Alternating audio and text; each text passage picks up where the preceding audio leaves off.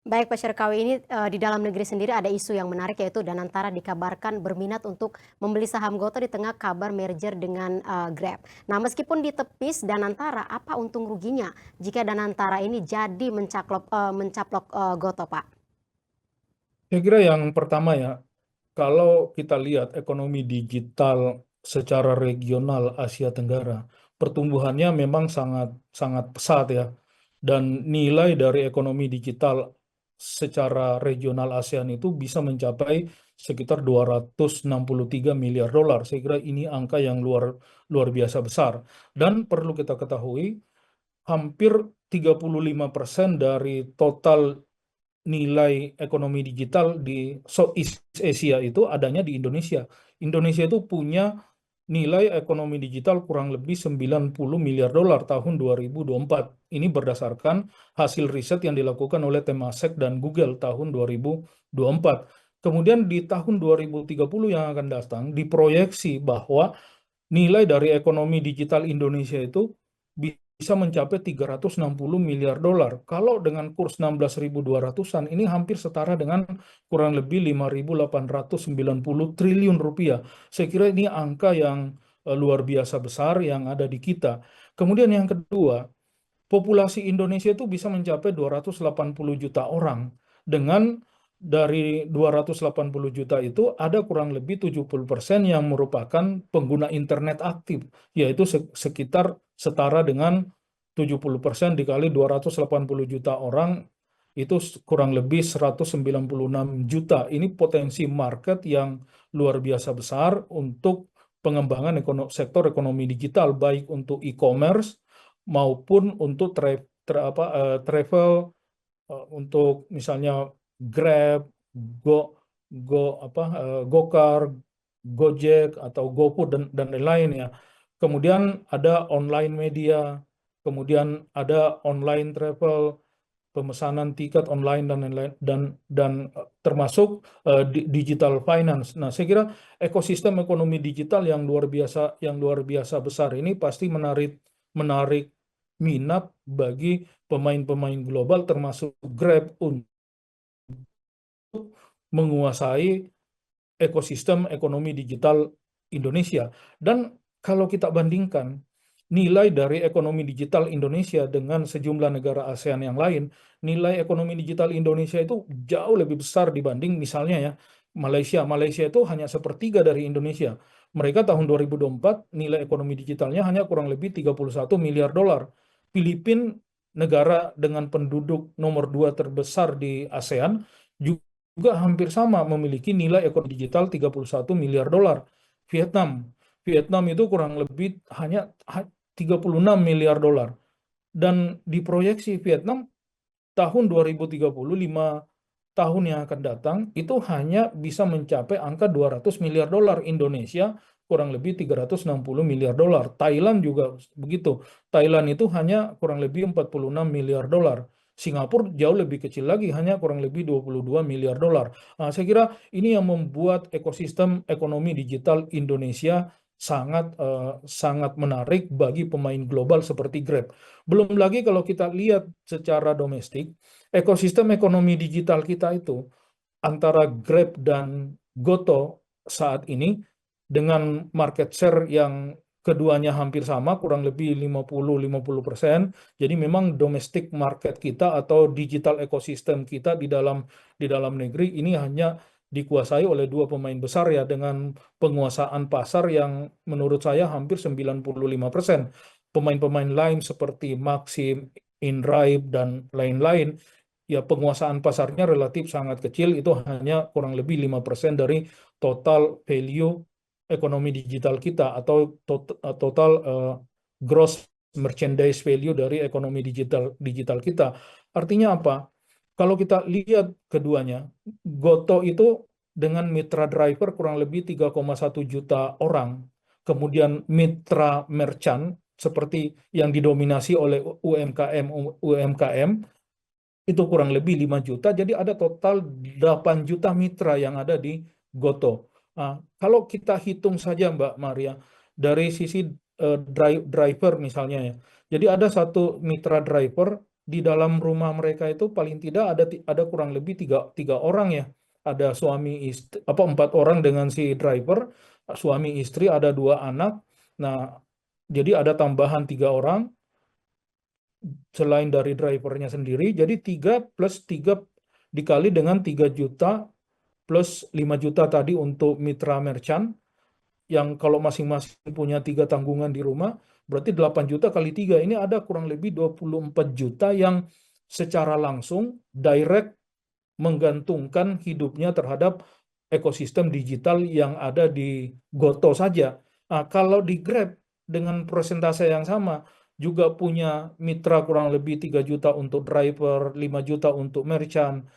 Ini kurang lebih sama 24 juta. Jadi keduanya ini bisa mencapai 50 juta orang yang memiliki ketergantungan langsung terhadap Goto plus Grab ya. Belum lagi kalau kita bicara di merchant. Merchant ini kan UMKM yang selama ini bermitra dengan Goto maupun Grab.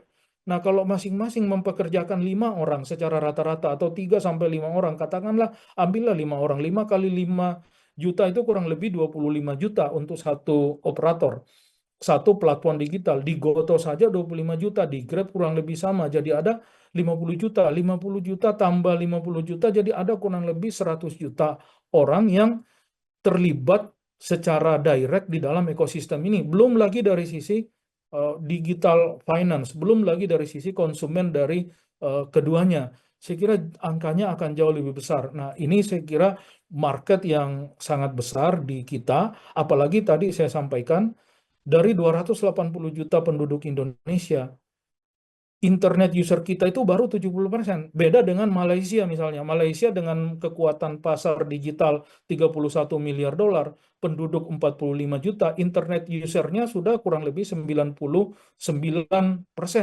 Artinya ruang untuk ekspansi itu sudah relatif kecil dari sisi ekonomi digital. Kita masih ada 30% penduduk kita yang belum mengakses internet dengan baik. Nah, kalau ini meningkat sampai 90%, maka value dari ekonomi digital kita di tahun 2024 seharusnya bukan 90 miliar dolar, tetapi bisa sampai 160 miliar dolar. Saya kira ini angka yang luar biasa. Saya kira ini yang membuat Grab ingin masuk menguasai ekosistem ekonomi digital kita dengan cara mengakuisisi Goto. Cuma menurut saya yang paling penting buat kita adalah kalau mendengar berita beberapa waktu terakhir, utamanya yang disampaikan oleh Reuters maupun Bloomberg yang menyatakan bahwa pihak pemerintah Indonesia melalui Danantara berminat untuk ikut terlibat dalam proses akuisisi Grab, akuisisi Goto oleh Grab, saya kira ini berita yang menarik karena isunya di sini adalah isu mengenai national interest, mengenai kepentingan nasional kita, kepentingan ratusan juta orang tadi yang terdampak langsung terhadap ekosistem ekonomi digital kita. Kemudian yang juga jauh lebih penting adalah kedaulatan ekonomi kita. Apalagi Pak Prabowo sebagai presiden dalam beberapa puluh tahun terakhir, sejak awal beliau aktif kembali di dunia politik Indonesia, salah satu tema kampanye yang selalu disampaikan oleh Pak Prabowo itu adalah kedaulatan ekonomi. Dan kedaulatan ekonomi kita itu sangat luas, mulai dari kedaulatan pangan sampai dengan kedaulatan di bidang digital ini. Saya kira ini yang menjadi konsen dan benar. Kalau Danantara ingin masuk, saya kira ini langkah yang sangat strategis yang dilakukan oleh Danantara sehingga ekosistem ekonomi digital kita yang nilainya diperkirakan 360 miliar dolar tahun 2030 tidak didominasi oleh satu pemain besar yang merupakan pemain asing. Karena kalau ini didominasi oleh pemain asing, dan saya kira banyak pengalaman yang telah kita alami beberapa waktu yang lalu bermitra dengan investor-investor asing di sektor yang lain atau di komoditi yang lain, katakanlah di bidang perminyakan. Kita banyak tergantung terhadap investor global, tetapi investor global itu tidak atau luput dalam hal pengembangan talenta-talenta muda di Indonesia yang bisa menguasai keahlian di bidang pertambangan minyak dan gas. Nah, kita tidak ingin kejadian serupa terjadi lagi untuk sektor ekonomi digital. Karena digital ini adalah dunia kreatif, dunia berpikir yang butuh pengembangan talenta-talenta muda secara domestik. Nah, saya khawatir kalau ini didominasi oleh pemain global, pemain asing, maka pengembangan talenta lokal kita akan terhambat. Kemudian yang terakhir yang jauh lebih penting lagi adalah penguasaan terhadap akses data. Karena bisnis ekonomi digital itu adalah salah satunya adalah bisnis data. Nah, dan data ini sangat penting karena menjadi komoditi dan bahkan di treatment sebagai esensial komoditi atau komoditas yang sangat esensial bagi suatu perekonomian. Dan bukan hanya perekonomian, dampaknya terhadap national security sangat besar. Nah, oleh sebab itu, keinginan pemerintah untuk terlibat di dalam proses akuisisi Goto oleh Grab ini lewat Danantara, saya kira ini langkah yang sangat strategis dalam rangka perlindungan data atau data security, bahkan berkaitan dengan national security. Dan langkah seperti ini normal dilakukan oleh pemerintah di berbagai negara, karena misalnya India saya kira sangat strict dalam melakukan pembatasan terhadap investasi asing di India, apalagi kalau investasi asing itu tidak sesuai dengan kepentingan nasional atau national interest dari India. Dan beberapa waktu terakhir kita lihat India melakukan bahkan penolakan investasi BYD di sana. Dan apa yang dilakukan oleh Trump misalnya terhadap upaya Nippon Steel dari Jepang mengakuisisi US Steel, dan Trump ingin menolak akuisisi ini kalau pemerintah Amerika tidak diberikan porsi yang sangat menentukan di dalam proses merger atau proses akuisisi Nippon Steel terhadap US Steel, yang akhirnya kemungkinan disepakati pemerintahan Trump, dalam hal ini pemerintah Amerika, itu akan mendapatkan semacam golden share. Golden share itu adalah kepemilikan di dalam perusahaan hasil merger atau hasil akuisisi Nippon Steel terhadap US Steel, sehingga pemerintah Amerika tetap memiliki kontrol, memiliki kendali terhadap industri baja yang ada di Amerika. Kenapa ini penting? Karena industri baja Amerika adalah industri yang merupakan industri yang sangat menentukan bagi pengembangan industri turunan di sektor manufaktur Amerika. Makanya Trump, pemerintah Amerika ingin terlibat di situ. Saya kira hal yang sama bisa kita lakukan di Indonesia terhadap ekosistem ekonomi digital kita, karena banyak sekali aspek mulai dari lapangan kerja, UMKM, dan lain-lain sebagainya yang memang sangat penting bagi kepentingan nasional kita secara keseluruhan. Saya kira itu Mbak Maria. Terima kasih Pak Syarkawi untuk waktu dan analisis Anda di Kabar Bursa hari ini. Sehat dan sukses selalu Pak.